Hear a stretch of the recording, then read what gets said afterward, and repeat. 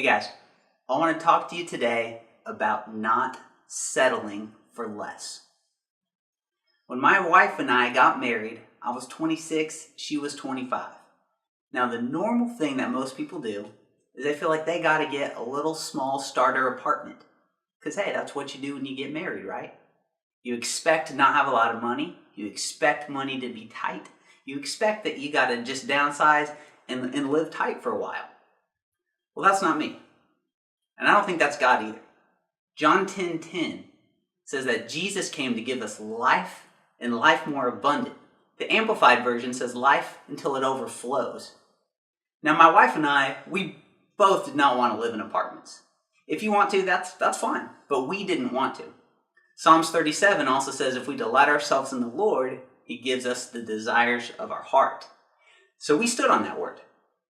Now, my wife and I actually owned a home at this time.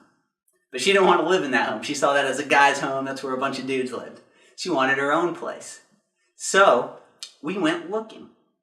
We went shopping for homes. I thought it wasn't going to work out. I almost didn't even look because I already owned a home. I didn't have a real job at the time. I was like, how are we going to get financing for a new place? Well, the devil almost talked me out of trying, but I stood on this word. And we went and we were able to buy a home and live in it in an area that most people wish that they could live. And we did it as newlyweds.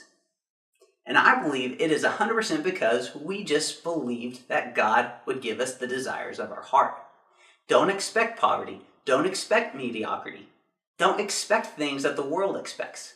Just because you're a brand new married couple does not mean money has to be tight.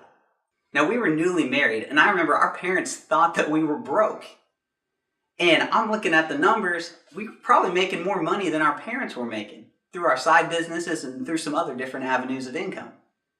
Money doesn't have to be tight. Don't expect it. I want you to live life to the full till it overflows because Jesus said that's why He came. So if you want to believe for those things that are bigger, believe for those things that are outside the normal, do it. Put your hand to it, and God's going to see it through.